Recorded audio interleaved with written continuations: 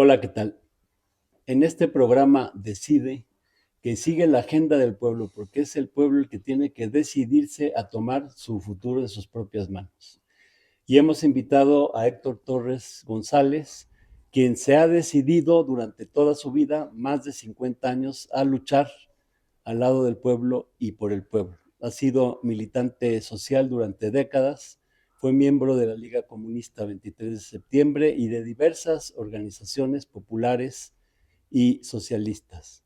Actualmente Héctor es parte de la dirigencia de la Promotora Nacional para la Suspensión de la Deuda Pública y es un economista. Él estudió economía en la Universidad de Nuevo León, un economista que sigue puntualmente el acontecer actual, el cotidiano, de modo que tiene muy buena información acerca de la situación que atraviesa nuestro país, su economía y sobre todo, pues, su pueblo y sus trabajadores.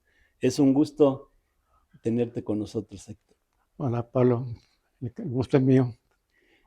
Héctor, ¿qué importancia tiene la clase obrera? Porque andan diciendo que ya la clase obrera ha perdido fuerza. Es más, ya no hablan de obreros, hablan de emprendedores, de asociados, de empleados. ¿Quiénes son los obreros y qué importancia tienen? Bueno, pues se ha hablado del fin de la clase obrera, que ya la clase obrera no existe,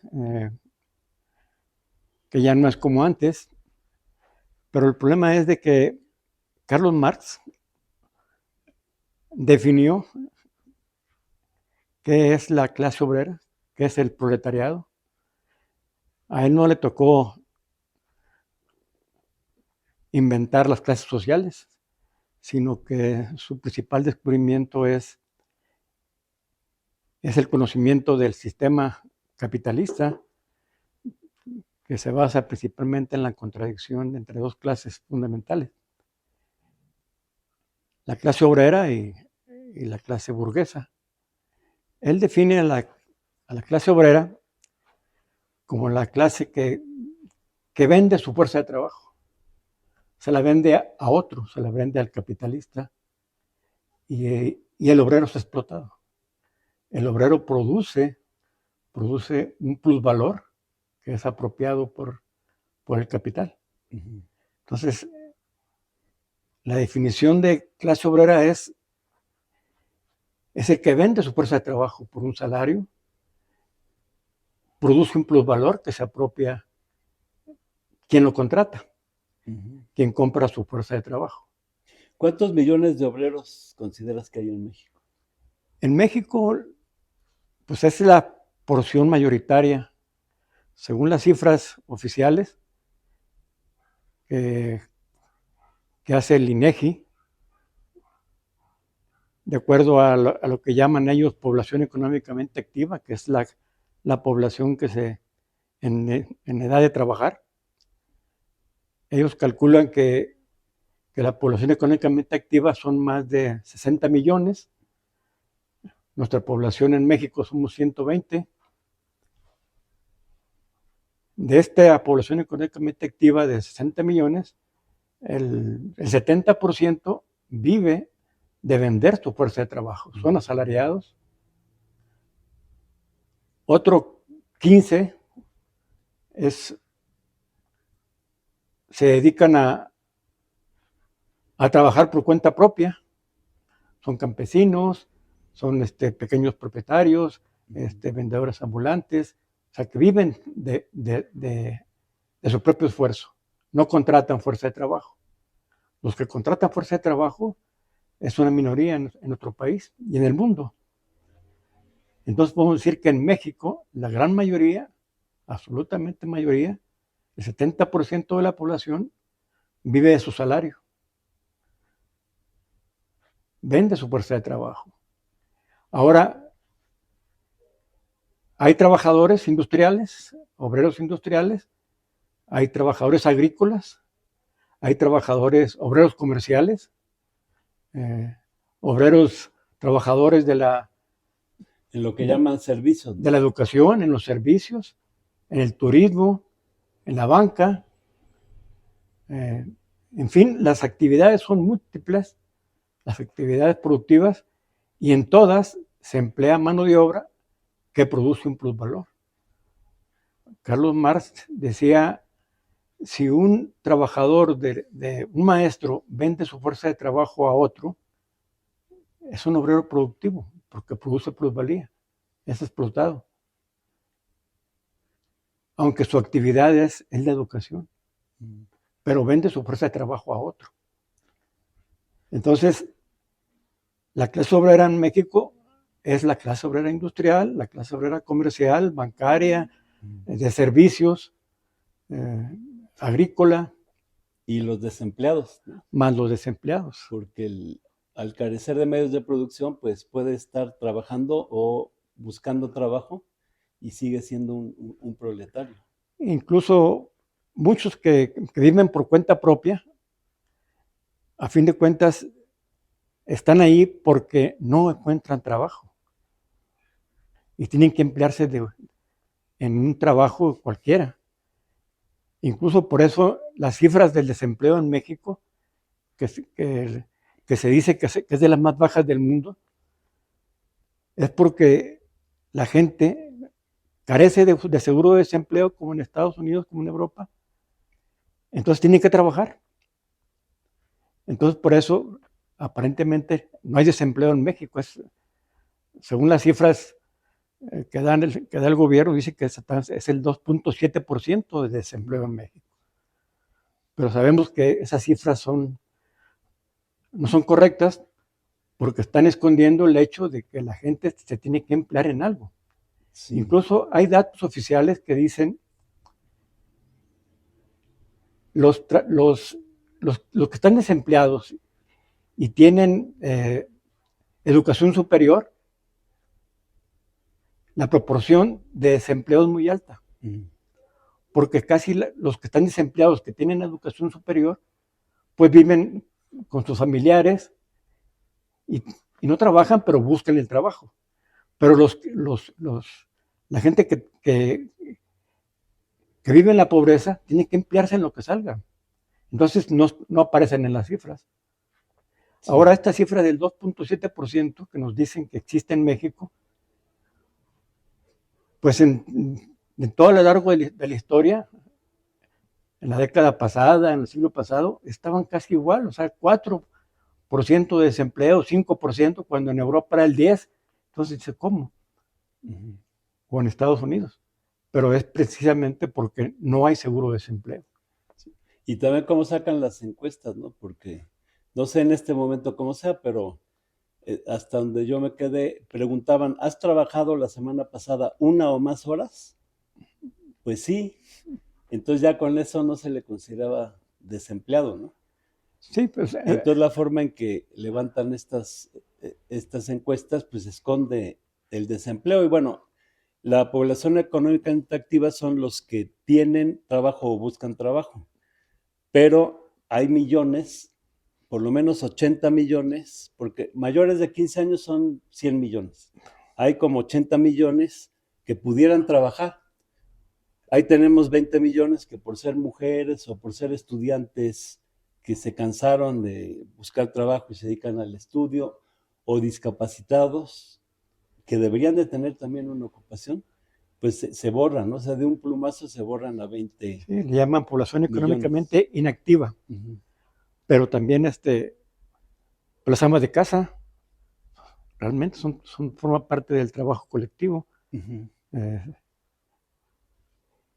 no están contempladas como trabajadoras del hogar, sin remuneraciones. Entonces el drama del desempleo pues es mayúsculo en nuestro país. ¿Y la organización de la clase obrera cómo la ves? México es uno de los países que tiene una muy baja tasa de sindicalización.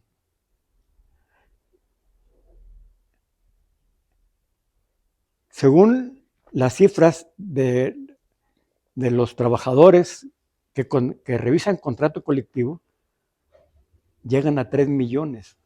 3 millones de trabajadores revisan contrato colectivo. Si realizan contrato colectivo, quiere decir que tienen cierto grado de sindicalización. Pero en el país hay 23 millones de empleados formales, más... O sea, es el 12, 14% de tasa de sindicalización. Exactamente, o sea, es muy baja la tasa de sindicalización cuando hace años era mayor. Y eso tomando en cuenta el empleo formal, porque si sumamos el informal, pues es... El informal incluso carece de contrato por escrito.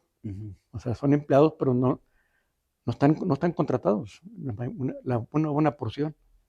Entonces, la tasa de sindicalización en México es muy baja. El capital se ha aprovechado de esta debilidad para ir minando la fuerza laboral, ir minando sus prestaciones, sus conquistas sociales, salarios, y pues lo mantienen en niveles de pobreza agobiantes. ¿Y los trabajadores por aplicaciones, qué me dices?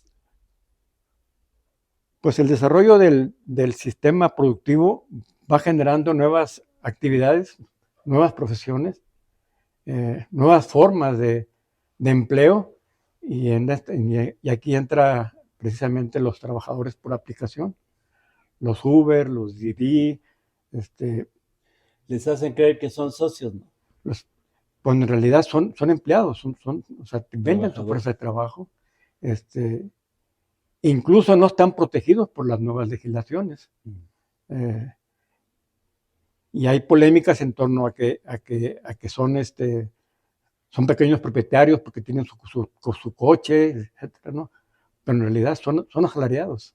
Sí. Benefician a otros que los contratan, los que trabajan para otros. Porque supone que el patrón pone los medios de producción, pero en este caso ellos tienen que poner los medios de producción, el coche, la bici, la moto, para trabajarle al patrón. Exactamente, más sobreexplotación. Uno lleva sus medios de trabajo, sus medios de producción, y ellos toman las ganancias que produces. Como el trabajo en casa, ¿no? Aparentemente es muy cómodo, pero pues el trabajador tiene que poner la computadora, la luz, etcétera. El local. Entonces el capitalismo cada vez encuentra formas más perversas de explotar al trabajador. Así es, desgraciadamente las ventajas tecnológicas que deberían de ser una bendición para el trabajador se convierten en lo contrario, ¿no? En algo que mina, explota más al trabajo. ¿Qué tradición de lucha tiene en México la clase obrera? Bueno, México tiene una larga tradición de lucha histórica. Si recordamos la Revolución Mexicana, la tercera gran transformación de México, o sea, hoy estamos en la cuarta, pero en esta Revolución Mexicana, los precursores de la Revolución Mexicana fueron las huelgas obreras de Río Blanco, Cananea, la participación de los sindicatos en la Casa del Obrero Mundial, los famosos batallones rojos que participaron en la lucha armada, que hicieron alianza con Carranza, que después Carranza los traicionó. Sí, ahí la regaron, ¿no? Porque exactamente. Se aliaron con Obregón y Carranza contra Villa, ¿no? Exactamente. Posteriormente, el sindicalismo se somete al poder, a los gobernantes, y es en la década de los 30, con Lázaro Cárdenas, en que hay un nuevo impulso de luchas obreras, de sindicalización. Es cuando nace la CTM. La CTM fue una gran organización sindical cuyo lema era por la abolición de las clases, por una sociedad sin clases. Tenía una plataforma de lucha abiertamente proletaria, anticapitalista. Esta gran central sindical se constituyó con sindicatos de industria, con confederaciones estatales,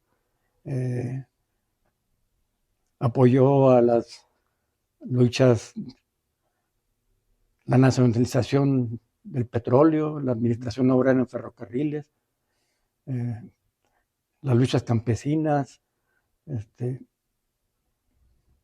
Y sí lograron arrancar derechos, ¿no? Porque Claro, sí, o sea, en la Constitución pues, se reconoce la jornada de 8 horas, el derecho al empleo, a la asociación, a las prestaciones. de hecho, Y sí, hubo un punto en que el obrero sí trabajaba 8 horas, aunque bueno, podía doblar turno, etcétera. Por ejemplo, hace 50 años, cuando yo empecé a trabajar, pues la mayoría de la gente tenía su jornada, entraba a las 7, salía a las 3, este, y la jornada era de 8 horas y el dinero alcanzaba. Yo recuerdo hace 50 años, pues podías comprar 4 o 5 veces más que lo que puedes comprar ahora con el salario, ¿no? Entonces hubo un punto en que sí esos derechos básicos se lograron, pero con el neoliberalismo se se vino derrumbó. todo abajo. Ya, ¿quién trabaja 8 horas actualmente? No, México es uno de los países que tiene jornadas de trabajo más largas, más grandes. La Revolución Mexicana produjo la primera constitución social en nuestro país. Y ahí apareció el artículo de la legislación laboral, Ujú. los derechos laborales, derecho de huelga, el derecho de contratación, el derecho de sindicalización, fueron conquistas plasmadas en la Constitución mexicana. Ujú. Eso le dio el carácter social a nuestra Constitución, y de hecho fue la primera revolución social del siglo, Sí, antes de la revolución bolchevique. Entonces esas conquistas quedaron plasmadas en la Constitución y reivindicadas posteriormente, porque eran letra muerta, en la década de los 30. de los 30. Pues sí, si leemos el artículo 123 y lo contrastamos con la realidad actual, pues nada que ver. Exactamente. Entonces,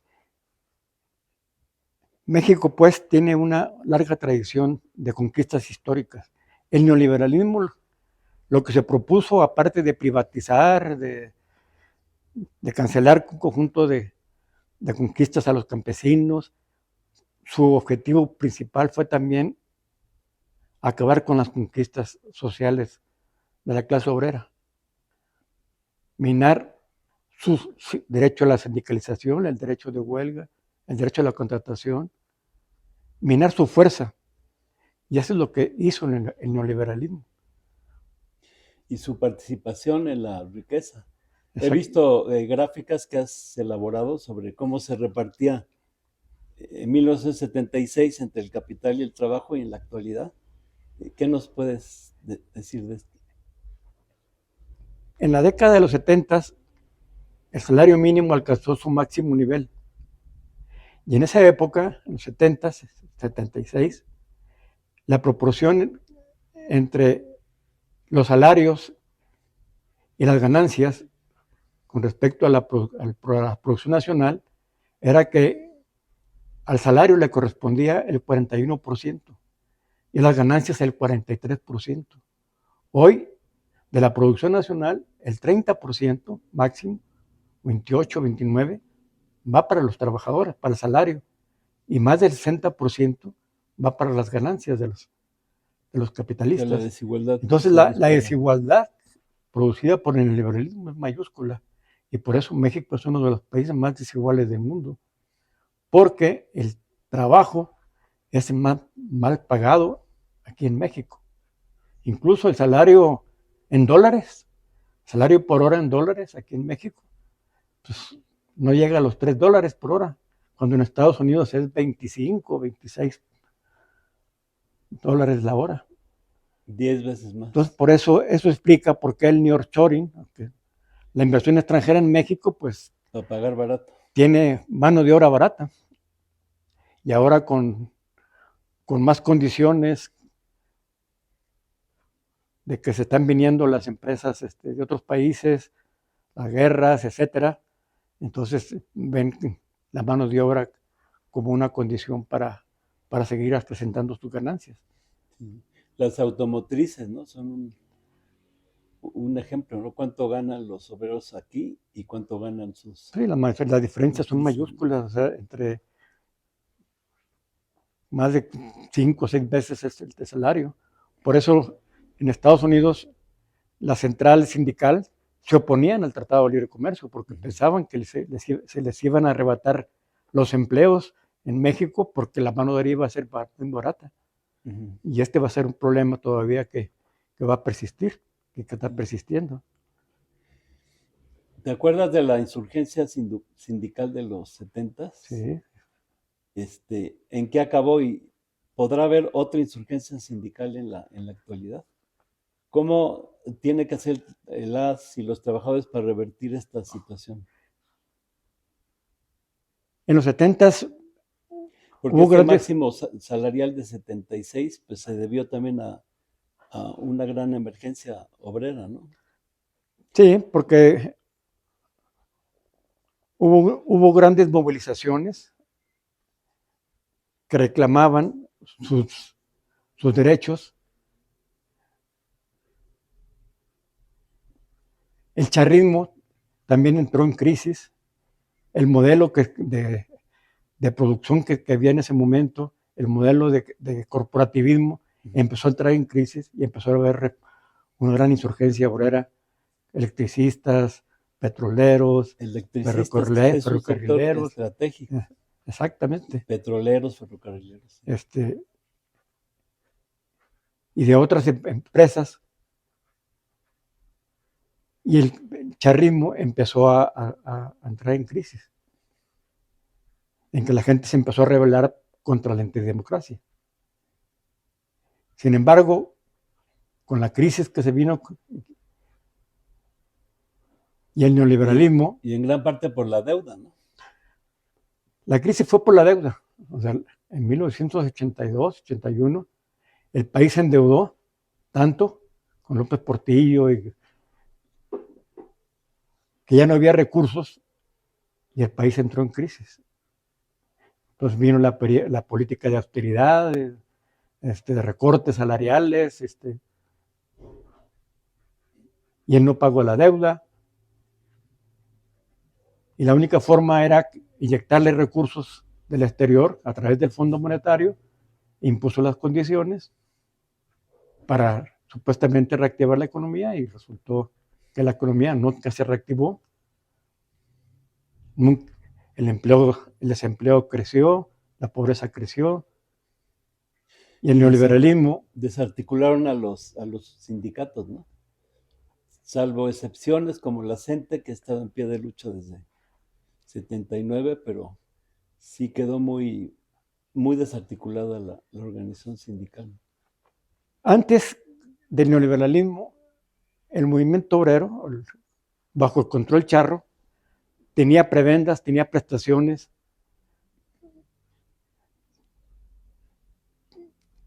que con la crisis se acabaron las prebendas y empezó una ofensiva contra el movimiento obrero y el charrismo se sometió totalmente a esta política neoliberal.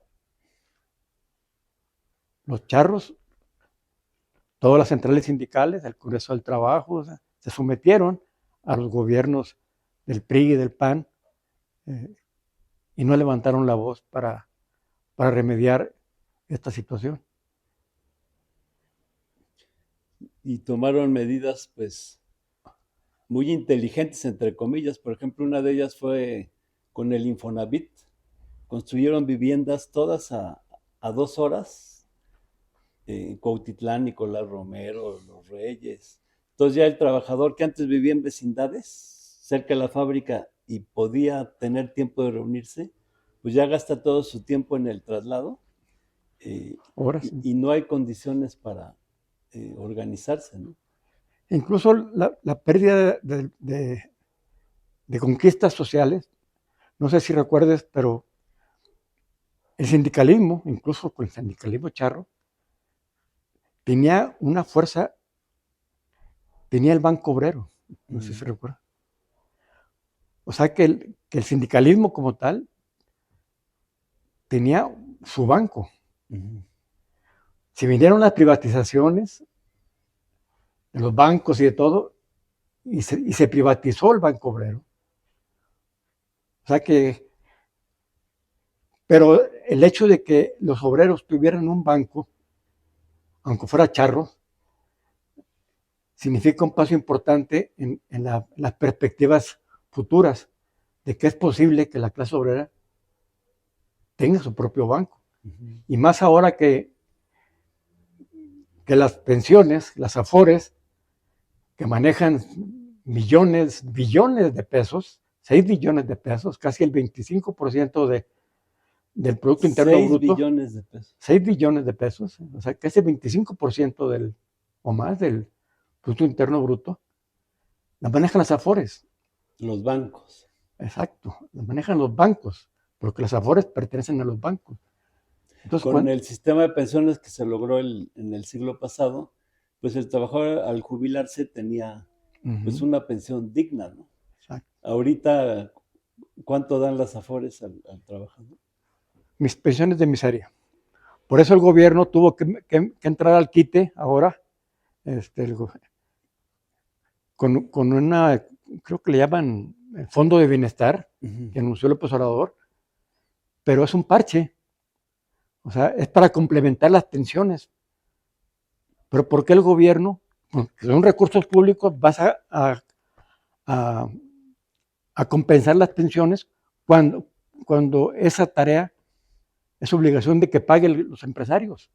Claro. O sea, ¿por qué el pueblo va a pagar sus pensiones? Porque a fin de cuentas, el hecho de que el gobierno pague o aumente la pensión con su dinero, con dinero del pueblo, es como si el propio pueblo se estuviera financiando, cuando los empresarios se les está excluyendo de esta tarea, cuando hemos visto que en este sexenio y en todos los sexenios pasados se han enriquecido como nunca la clase empresarial. Así sí, como se ha empobrecido ganando más que así como se ha empobrecido la clase obrera en México, se ha enriquecido la clase empresarial, tanto nacional como extranjera. ¿Y en estos últimos años se ha empobrecido la clase obrera? Sí, porque la proporción con respecto al Producto Interno Bruto de los salarios ha disminuido con respecto a la década de los 70. Sí. El salario mínimo se ha recuperado. El salario mínimo ha aumentado al 100%. Pero el salario mínimo beneficia a una porción pequeña de la clase obrera. Por eso los empresarios accedieron a aumentar los salarios mínimos, pero no están accediendo a aumentar el salario contractual. El salario mínimo aumentó al 100% o más, pero el salario contractual no ha aumentado. Ha aumentado en 1 punto, 2 puntos. 3%. Pero ¿por qué no acceden los empresarios a elevar el salario contractual? Porque le representan más gastos para ellos. Luego, el empleo informal es mayor que el empleo formal. Y el empleo informal es empleo precario. Es producto típico del neoliberalismo, la precariedad del trabajo. Y sabemos que esos empleos no tienen prestaciones, no tienen seguridad social. Y el outsourcing, porque supuestamente se prohibió, ¿no? Pero ¿ha desaparecido el outsourcing? No, una parte, pero persiste y es una forma de explotación de los trabajadores. El gobierno intentó eliminar el outsourcing. Había muchas empresas, sobre todo en los servicios, que daban subcontratación a las empresas, a otro tipo de empresas, con bajos salarios. Entonces, esas empresas disminuyeron el empleo en los servicios y lo pasaron a las empresas manufactureras y aumentó el salario de cotización. Hubo un aumento del salario de cotización porque se eliminó parte del outsourcing, pero no fueron muchos los millones que decían que se iba a eliminar el outsourcing. Las cifras del Seguro Social no dan para eso. Los pilotos de Mexicana de Aviación empezaron a huelga en estos días, y una de las cuestiones de las que se quejan es precisamente del outsourcing ahí en esa empresa. Sí, es una forma de evitar el pago justo al trabajador. Y en las universidades, eso que contratan a los docentes por 2, 3 meses, les cortan los contratos, y hay docentes que llevan 20 años y nunca han tenido una plaza. Bueno, el problema es, por un lado, de las universidades públicas. Las universidades públicas dependen del presupuesto público. Las universidades privadas, bueno, dependen de las ganancias de los... Pero en las empresas públicas, los salarios de los trabajadores no se han aumentado. Y por otro lado, existe una gran precariedad del trabajo por honorarios, le llaman. Extrema. Donde no hay seguridad, no hay nada de prestaciones, y la gente se le paga por horas prácticamente. Sí, no reconocen que son trabajadores, sino son prestadores de servicios. Las nuevas modalidades de esconder el papel de la clase trabajadora. ¿Qué va a hacer la clase obrera, Héctor, para revertir todos estos retrocesos y lograr, pues, no solo conquistar sus derechos, sino llegar a tener el poder de decisión en nuestro país? Pues primero están en fortalecer su organización, en reconquistar su propia organización.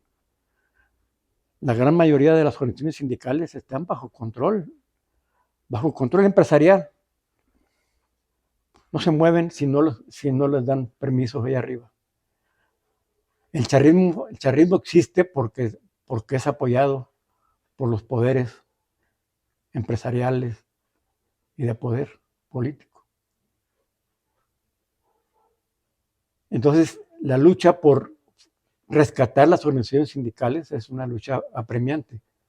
Va a ser la principal condición para que la clase obrera recupere su poder, sus conquistas sociales, recupere su poder de compra y pueda elaborar un programa nacional de lucha. Porque hoy el problema del empleo es un problema acuciante. El problema de los salarios es un problema acuciante. Y no existe en México un programa de recuperación salarial o un programa de creación de empleos. Los gobiernos se fijan metas cada año de que la inflación va a ser el 3% y lo ponen como meta. El tipo de cambio va a ser de 20 pesos y lo ponen como meta. Pero nunca ponen como meta cuánto va a aumentar el salario, cuánto va a aumentar el empleo. No existe una planeación, aunque existe el Plan Nacional de Desarrollo, no existe una planeación en torno a cómo recuperar el empleo digno y cómo recuperar los salarios. Entonces, sí va a ser necesario que el sindicalismo construya un plan, un programa de lucha por el empleo, por un empleo digno, un salario digno, con pensiones dignas. Ir a un sistema nacional de pensiones, ¿no? Y eliminar las AFORES. Las AFORES tienen que eliminarse porque ha fracasado y porque muchos países que tuvieron AFORES las desprivatizaron. O sea, varios países metieron reversa y aquí en México todavía no. Pero para allá va. Están fracasando. Están fracasando porque son incapaces de dar pensiones dignas al trabajador. Para ellos no fracasan porque ellos están ganando utilidades, ¿no? Pero sí, las pensiones, las afores deben de desaparecer. Y pues esto lo tiene que lograr el movimiento obrero por sí mismo, basándose en sus propias fuerzas, sin estar esperando que de arriba De arriba no va a venir. les den la salida. Hace tiempo existía la llamada alianza histórica entre el movimiento obrero y los gobiernos revolucionarios. En época del PRI. En la época del PRI, después de la Revolución Mexicana, se decía, el gobierno es emanado de la Revolución Mexicana, va a defender las conquistas de la Revolución Mexicana y ha hecho una alianza con los obreros y los campesinos. Es una alianza histórica. Con el neoliberalismo se acabó. Y ahora, con el gobierno de la Cuarta Transformación, no ha habido un intento por reorganizar al movimiento obrero. Que es clave para el desarrollo del país. Sin la fuerza del movimiento obrero, no va a haber transformaciones sociales perdurables. Quien crea que las transformaciones se dan sin el pueblo, está equivocado. Las transformaciones sociales las hace las fuerzas sociales. Y en este caso, la fuerza social mayoritaria en México es la clase obrera, la clase trabajadora. Y la que produce la riqueza. Es la que produce la riqueza, exactamente, tiene razón. Y hay mucho por hacer. La Ley Federal de Trabajo tiene que reformarse. Se tiene que crear un nuevo tipo de relaciones laborales, más democráticas, más justas, más equitativas. Y hasta ahorita la Ley Federal de Trabajo no se ha tocado. ¿Qué opinas de la reforma del 19? La reforma del 19 nos planteó los empleos temporales, o sea, la precarización del trabajo. Pero todavía sigue intacto el apartado B. No existe un solo apartado. Hay sectores que no tienen todos sus derechos laborales plenos. E incluso esta ley del 19, los últimos cambios en la Ley Federal del Trabajo, introdujeron un capítulo de la productividad, en donde se plantea que se pueden crear programas de productividad en cada empresa de más de 50 trabajadores. Y que los beneficios de la productividad se repartan de manera equitativa entre el capital y el trabajo. Eso lo plantea la ley. Y resulta que en México, de las revisiones laborales, los que tienen, vamos a decir, programas de productividad o compensaciones salariales por productividad, o bonos de productividad que le llaman, no rebasan los 500,000 trabajadores. O sea, una minoría de trabajadores recibe, aparte del salario, un bono de productividad, que no sabemos si realmente los trabajadores están interviniendo en programas de productividad, si están interviniendo en la producción, ¿no? Participando, o realmente son bonos que la empresa da porque puede o quiere. Y a fin de cuentas los programas de productividad son letra muerta. Pero ahí, por ejemplo, la lucha por la productividad, la lucha por crear convenios de productividad. ¿Ha aumentado mucho la productividad? Sí, en México sí ha aumentado y no ha aumentado el salario. Ahí está el problema, ¿no? Exactamente.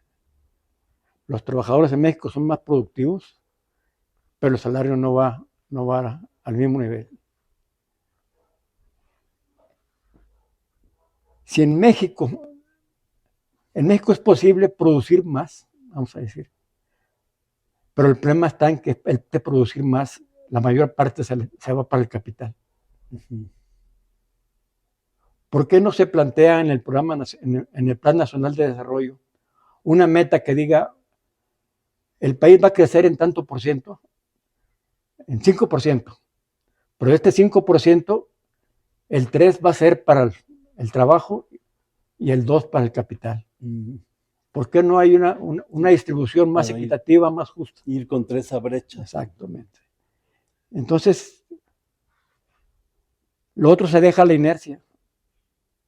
A la inercia del mercado. Exactamente. No hay planificación democrática en donde participen los trabajadores. Ujú.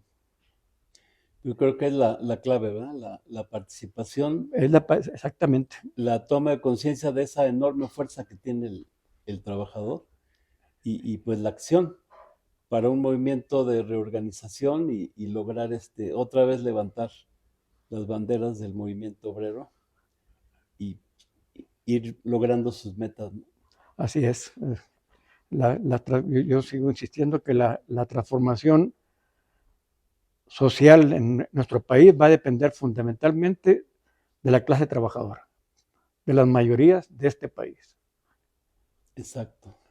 Pues confiamos en la clase trabajadora de México que va a lograr revertir todos estos retrocesos y a construir un México mejor, donde la fuerza fundamental son las y los trabajadores. Así es. Gracias, Héctor. No, al contrario, muchas gracias, Pablo. Encantado. Buenas noches.